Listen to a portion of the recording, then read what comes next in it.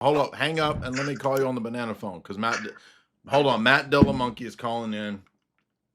What's up, Matt? No, I'm not gonna like girls with peepees. Sorry, we're out of here. Okay. Like the people who push these psyops like this, like they know and they study psychology, so they know that people are looking for example, a hero figure.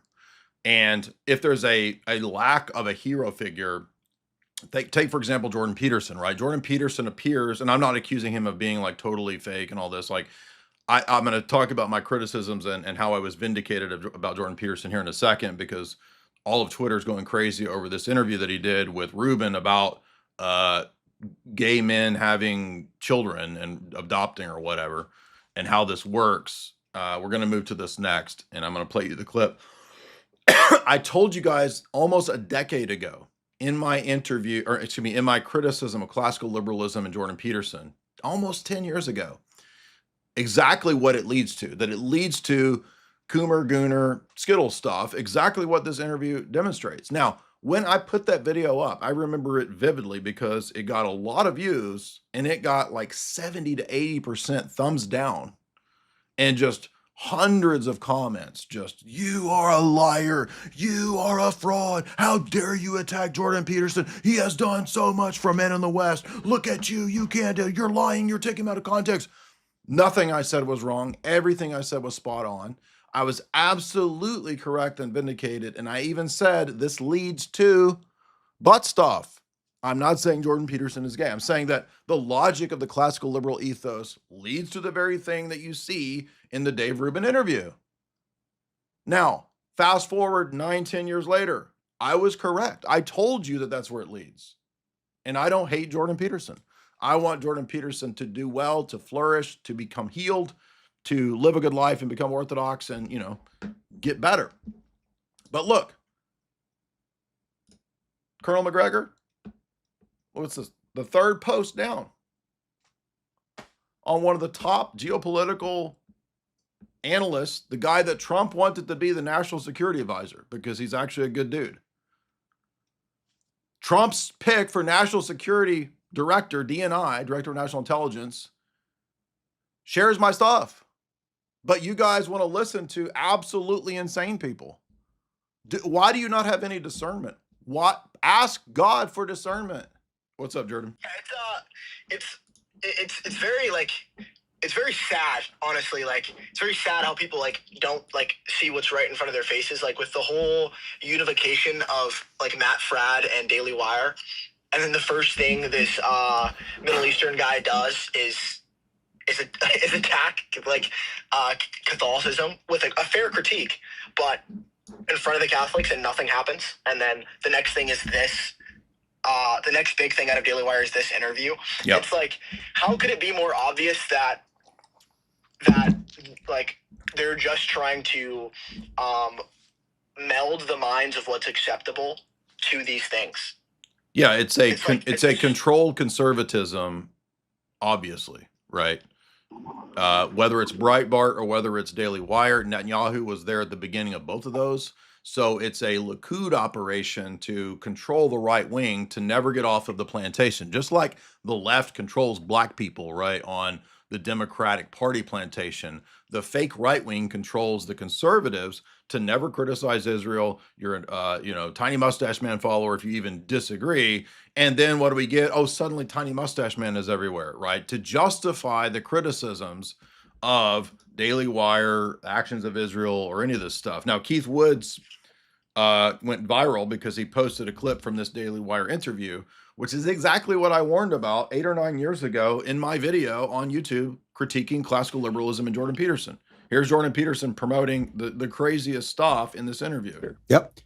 I believe that 1 year of breastfeeding is equivalent to, I think breastfed kids have a 5-point IQ advantage, and 1 point IQ is worth 1 year of education. I have two freezers in my garage, 2 industrial freezers full of breast milk. Right, that's right. David has done all the research on this. Right. This so is another Peterson's complication, but gay okay. parenting interview with Rubin. You can't make this up. But roughly speaking, women tend to do the nurturing thing more, and men do the encouraging thing more. So now the question is, how do you mediate? How do you manage to fulfill both those roles in the absence of a a heterosexual arrangement. Now, Yes. you know David pretty well, and we've been out to dinner with Tammy many times. Yeah. And you know him. He is incredibly warm and nurturing and loving. And Anyway, you can go watch this nonsense for yourself, but this is conservatism for you. And here's my critique almost a decade ago, saying this is exactly where it leads. Now, again, I want you guys to think about this. 10 years ago, I said that this was where it leads. This is what this is the bad part of it. I'm totally vindicated. And all of these people still say I'm the bad guy. Like, why am I the bad guy if I was correct about this? Why am I the bad guy if I was correct about Koof and the churches shutting down? Why am I the bad guy if I'm right about the stabbies and the Koof being pushed? Why am I the bad guy for telling you the truth? Rachel, what's up? Hey, Jay. How's it going? Good. What's on your mind? Oh, I was just thinking about the gays raising their designer baby. Well, that's Bays and Try. So are you a liberal now? You have a problem with that? Are you saying that it's not a loving relationship? So basically you're, are you there? Hello? We lost you, Rachel. Call back in if you want to, because I'm eager to refute you how you've turned lib now, because you're a total lib now. You don't, go ahead. I was going to say it doesn't really matter because there's not going to be any women in the future. In the future, it's gay Jews with freezers full of breast milk. with bitch tits, like Meatloaf in Fight Club. Rachel, I want you to come back so that I can refute you and prove that you're now liberal because you don't support a loving nuclear family anymore. Rachel, are you there? Well, there we go. So you just saw Rachel Wilson got refuted because she supposedly is this conservative woman supporting family values. And lo and behold, she doesn't even support a loving nuclear family with man boobs. Okay, how about now? Yeah, I'm ready to refute you, Rachel. Okay. Well, you're going to have quite the task on your hands because I feel like it's very misogynistic of you to assume that two gay guys, like as Dave was explaining, his husband is very soft. He's very soft. He's very gentle. Oh, I thought he meant physically, like mushy, like you could touch him and he feels smooth. That's good enough too, right? If Okay. he's squishy, He's squishy, squidgy. He's squidgy. nice and soft, and they've got the freezer full of breast milk. It's like they're gonna say to their designer kid, they're gonna say, "Hey, Billy, sorry I couldn't get you a mom, but I got you this soft gay man," and that's basically the same thing. So you're gonna be fine. Don't you think that's? It's so funny because it's like both sides will be like, Rachel hates women, and then they'll say shit like this, like, "Oh, it's this, we can raise a baby." And No, actually, all of this stuff is actual real hatred of women. exactly, because Yeah. it shows you what they think of us. They think that we're completely unnecessary, totally replaceable. Yep. That a mother is just a softer guy, right? Yes. And if you can just milk us like cows and put our breast milk in your freezer, then you don't need mothers and you don't need women anymore. And it's like, look, I'm the first to tell you where women's shortcomings are, but it's like they're trying to take the one thing that is unique to our ontology and like makes us very valuable and say, oh, we can do that too, and we can have the gay butt sex at the same No, time. I want milk from Meatloaf's memories. That's what I want. Did he die? I can never remember if celebrities died or if I just heard that they died, but I thought he died. I don't Maybe know. not. I think you're right. I think Meatloaf did die recently. I think you're right. But for those that are curious, I do think there's some pretty wild predictive elements in Fight Club, which, again, written by, shocker, gay dude, right? Isn't Bret Easton Ellis gay dude? Or is it Chuck Palahniuk? I forgot. Who wrote Fight Club? I just went blank. Oh, no, we need Bay's Lit Analyzer in here to tell us, because he knows. John knows. John, who? I just went blank. Who wrote? Is it Chuck Palahniuk or was it Brett? I always get those two guys mixed up.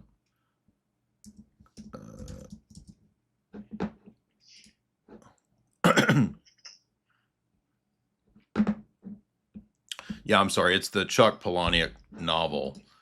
But it's very prophetic because in the book, or excuse me, in the movie, you have Meatloaf showing up as this guy at therapy with giant breasts. And the thing that's the craziest about the movie is that, especially the first 20 minutes, right? You got Edward Norton basically critiquing modernity, kind of anticipating the modern men's movement, all that kind of stuff. And he's talking about how nihilistic cosmopolitan city bugman life is. Way ahead of time, right? This is like the year, what, 99, 2000, 1999. So 1999, right? And then you've got this grasping for lost masculinity, which is supposed to be embodied by the Brad Pitt character, who's kind of a Satan archetype.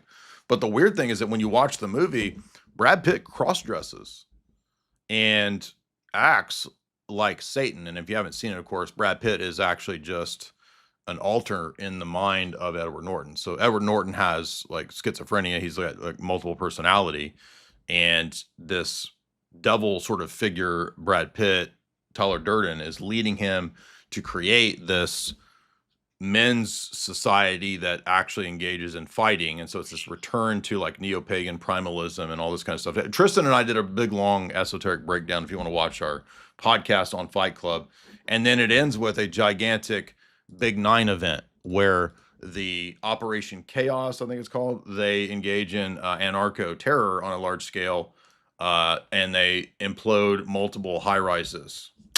Interesting, 2 years before the Big Nine event. Yeah, I remember that. I remember that part of that movie. There's a big problem with this. Like, Andrew's doing a podcasting tour right now, and he's been running into this a lot, talking to like MRA and MGTOW guys and stuff. He just had a really awfully, terribly moderated debate with one a few nights ago. And this guy's whole shtick is he's a coach. You know, everyone's a coach. They're all going to teach you how to be a man, and they're going to teach you how to pick up chicks, and they're going to teach you how to... it's a grift, yeah. Yeah, it's a total grift. And the guy's like, the guy started going off the rails and losing his mind. First of all, he was dressed like a lesbian pimp. He had like ruffly woman's blouse with like chains and like a very... Really? Wait, Tyler Durden dresses that way at one point. Do you remember that part? Kinda. It's been a long time since You guys should rewatch it. This movie is insane. We recently watched it. I should. Go ahead. I'm sorry. But this dude, I mean, his whole thing is it's called something like Be a Free Agent or something, and it's basically like he's very proud of never get married, don't have any kids, just do all the materialism stuff for yourself.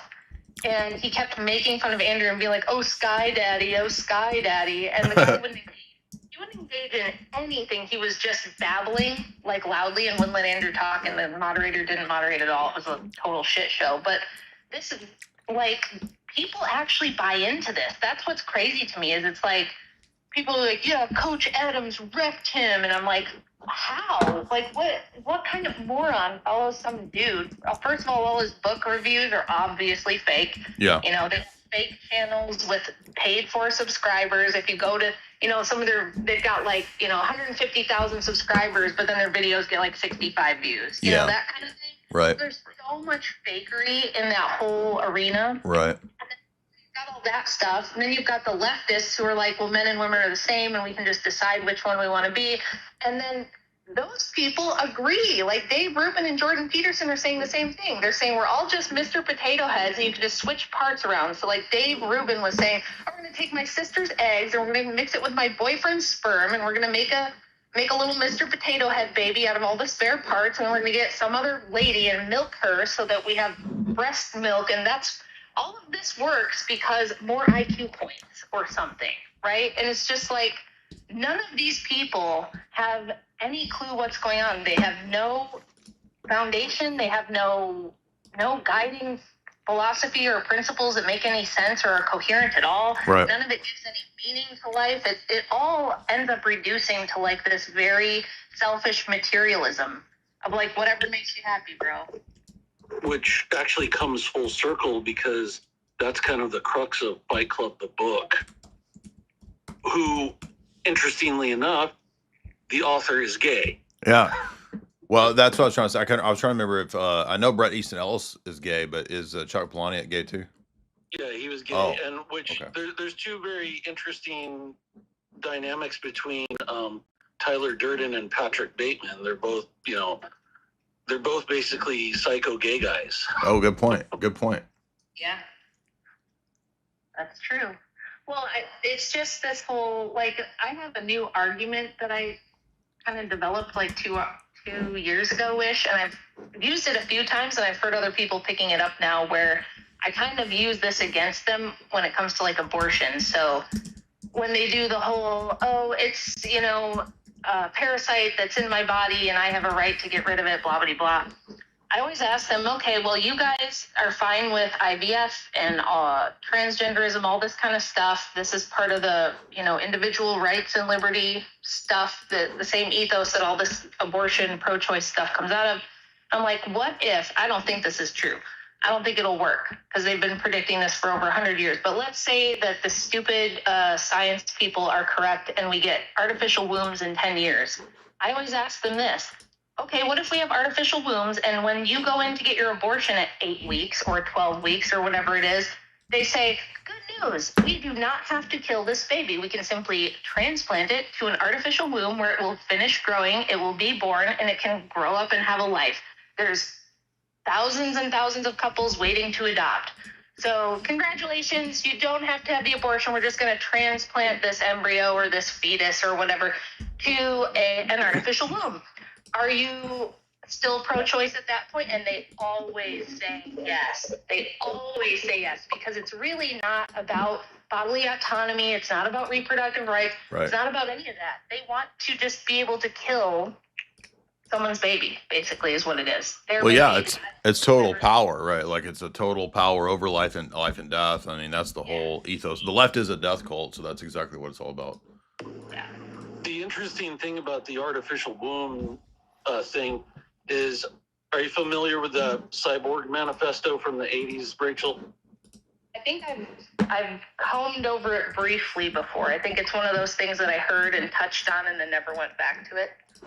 So yeah, it's like a feminist thing, but they say in there that the artificial womb in the future is going to be the ultimate equalizer of the two genders. It just clicked. That just clicked for me because when I was doing the deep dive on the feminist standpoint theory stuff and the crazy women from the 70s and 80s, yes, I remember the Cyborg Manifesto being a big part of that. Yeah. Yeah, they think that, and this is an old idea too. This is Alexander Cole. Yeah, it'll make men and women equal across the board because the woman won't be able to have children anymore, but she'll be a good utilitarian worker just like the men.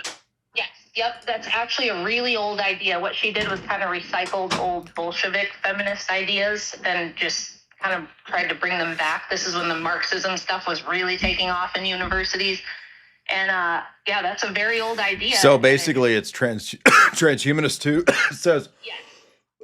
Excuse me. She says, Donna Haraway's Cyborg Manifesto says that the hybrid of machine and organism is a metaphor to challenge all traditional boundaries, such as human, animal, physical, non-physical, male, and female, and it argues for a new non-essentialist feminist politics, meaning that there's no such thing as essences. There's not an essence of male or female or whatever. It's all plasticity. This was actually what H.G. Wells talked about in his essays a long time ago, and in Alan and Dr. Moreau, where he talks about human plasticity, meaning that there's no such thing as male or female or animal or dog or whatever. It's just silly putty that can be molded through the scientific high priest class into whatever you want it to be.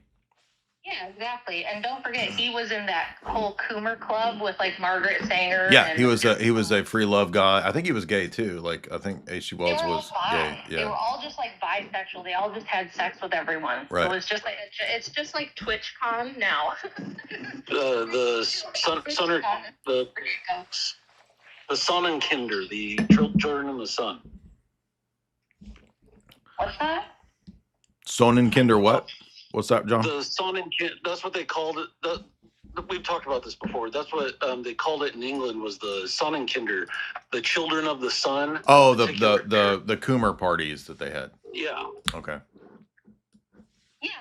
And Kollontai was writing in 1917 about a future she envisioned where after communism sweeps the world and we have full communism where the state has been abolished and all the problems have been overcome and everybody has just what they need and nothing more, and there's no war and they've never heard of violence and money doesn't exist, that the final frontier is biology. The final thing to overcome is it ends up being transhumanist. Yeah, that's why gender fluidity is the pathway to transhumanism. Hi, Chase Haggard. I'm talking to Jay Dyer in a Twitter space right now. Ew. Oh, sorry. Chase said ew. Well, we had little Chase in here earlier, a person that sounds exactly like Chase. So. Oh. Chase, you have a voice doppelganger, apparently. Lil Chase. Somebody else was in there and they were calling him Lil Chase. L-I-L. Get out of there. Get out of there, Jay. It's not me. This is turning into performance art with Chase somehow. This is getting weird. Thank you, Rachel. By the way, is that debate that you're talking about, is that on Crucible or is that already for members? It's already for members on the Crucible side, but I think it's on the Sean Kelly Digital Social Hour podcast. He was the guy that was kind of sort of, he just hosted. I know you're talking about. Yeah, I know that guy. Yeah. All right, guys, have a fun space. Thank you. Let's see who's next. H. Brazzy, what's on your mind? Let's go back to that Baptist pastor. I like him screaming at random intervals. Where's he at? Hey, man. Go ahead. Jesus never claimed to be the Messiah. John Hagee, in my new book, In Defense of Israel. I've been making that same joke and that same impression for 10 years now. By the way, that Baptist pastor, the one good thing in that clip that you played, he actually talks about absolute truth, which seems to be absent in other religions nowadays. Yeah, it's funny. The independent fundamentalist Baptist guy recognizes that there's absolute truth. Now, he thinks it's the King James Bible, but whatever. Hey, yeah, my bad, Jay. I saw John unmuted, so when you said go ahead, I thought you were talking to him, not me. I wanted to bring something. Oh, first, I want to comment on that Dave Rubin thing. I'm pretty sure y'all seen this enough. Is it not like extremely weird, worrying, and concerning that it's almost exclusively boys that these homosexuals buy from these women? Like I don't know. It's kind of weird because I don't know if they can. I know there's something. There was some advancements in technology or whatever that where there's some way you can always make sure that it's an XY and it's never a girl that gets up, but for these gays it's always a damn boy. And that's a good point. I don't know. Yeah, I mean, because that we can figure out why. I mean, I don't want to laugh at it, but no, it's not funny. I know what you mean exactly. But keep in mind too, the way that we got to this was these Hollywood Satanists doing the exact same thing. Remember, because they've been pushing this before everybody else, because they would get their kids at however they do it, and let them choose their gender, right? Charlize Theron, Megan Fox,